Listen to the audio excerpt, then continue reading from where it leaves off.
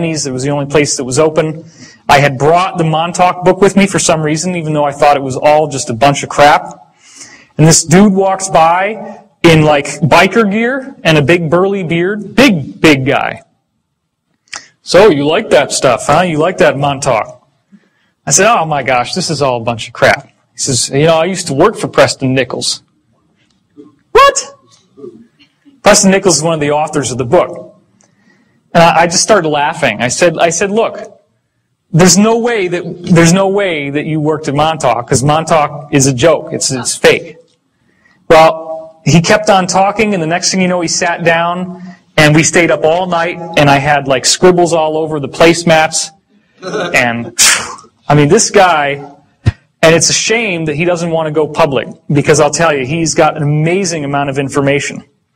And I didn't go into it very much yesterday. Some people asked me to go into it a little bit more, so I will do that.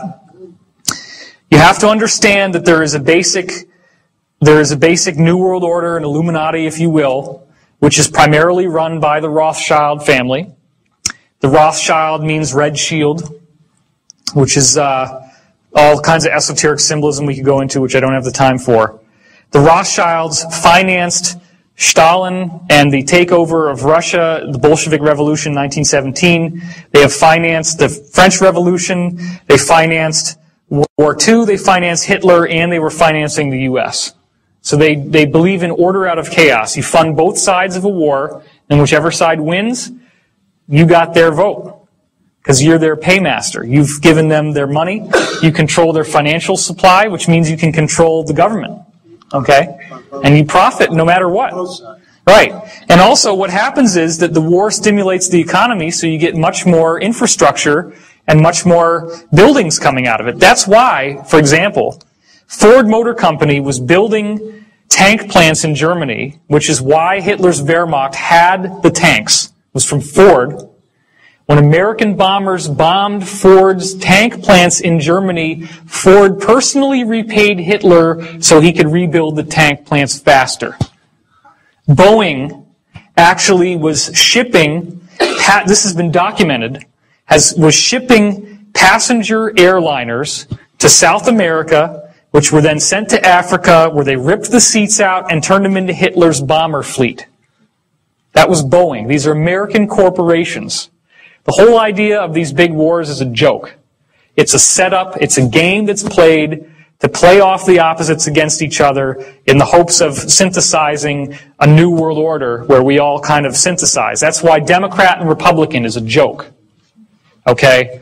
They want certain aspects of the conservative Republican Party. They want, for example, the cultish religious aspect, but it's not Christianity. That's why the liberal side is all about being open and being free and not having any of these traditional shackles on you.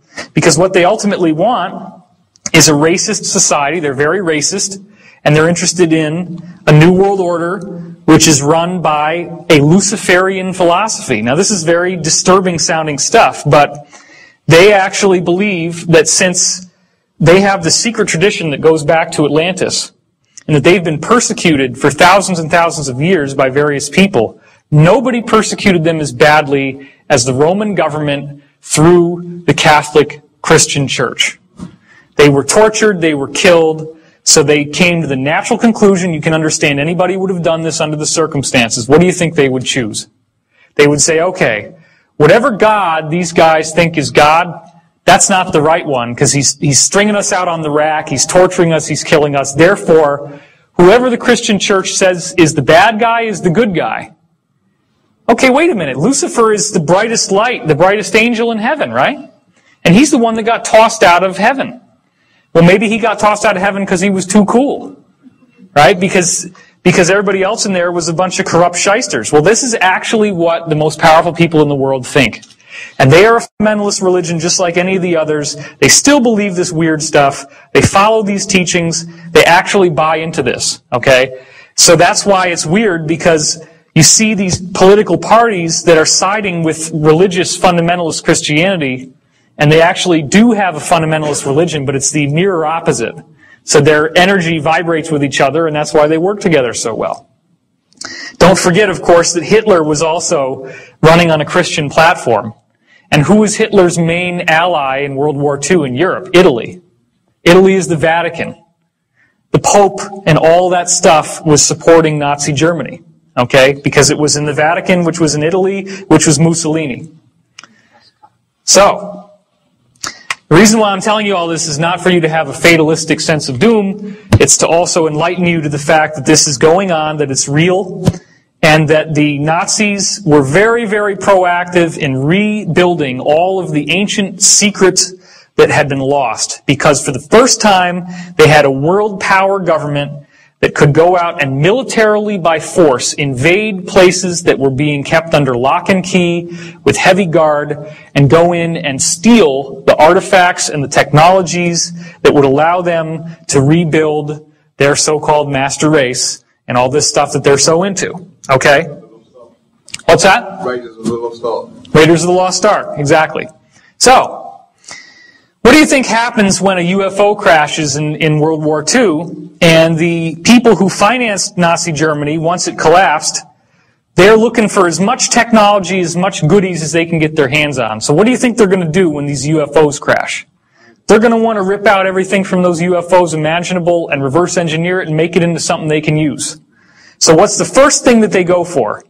They take out the chair.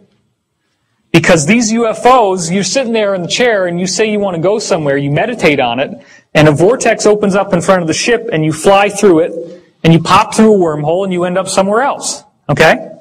So that's what the chair does. The chair is the interface with your consciousness. So when you understand that your consciousness is interfacing through the chair, that helps you get to a point in yourself where you can see that the chair is a psychic amplifier. That's what it does. The chair's function is that it takes your natural, innate psychic function and makes it vastly more powerful. People may not know what the Philadelphia experiment is. Oh, the Philadelphia experiment was the result of the testing of high-energy arc welding on the creation of very large battleships by the U.S. Navy in World War II, surrounding Norfolk Naval Air Force Base, which I used to be right near in Virginia Beach. What they found was that when you got this high energy, this was the highest arc welding ever done, like a big bolt of lightning, and it pinched time-space into space-time, so you get this black hole in the room. And then actually they were having tools disappear.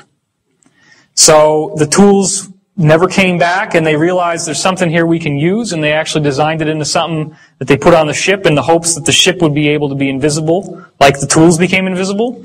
What they didn't realize is that they were going to jump from one place to another, and it had a devastating effect on the crew.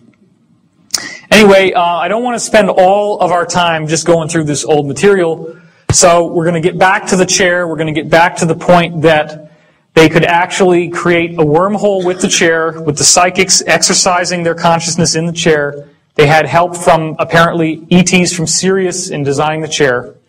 And the chair allowed them to send people through time. There were multiple wavelengths that the chair cranked out on graph paper. Okay? Some of those wavelengths were corresponding to a natural 20-year harmonic in the Earth's vibration. And that 20-year harmonic, as it turns out, if people were moving through time, which is one of the things they found they could do, is send people through time, this wave would tell you exactly where you were in time, depending on where up and down it was. So what they found that was so bizarre was that at December 21st, 2012, they could calculate it down to the day, that's how precise this was, that for some reason all the graphs, all the waves would go into a complete flat line. They no longer moved up and down like before. They went flat for like 7 or 8 seconds. So then they're asking the guys that went through these stargates and were traveling into the future, what happened to you? Every single time that somebody tried to hit 2012, they said the same thing. There was this thing they called the bump. It actually hits you like a bump. You actually feel like you've slammed into something. And as soon as it slams into you, you have the most incredible religious experience you can imagine. Cosmic consciousness. Your consciousness just blasts into this wonderful place where you have awareness of no space, no time. All knowledge is available to you. Ecstatic God consciousness. You could be the galaxy, you could be a subatomic particle, you can go everywhere, do everything, and there's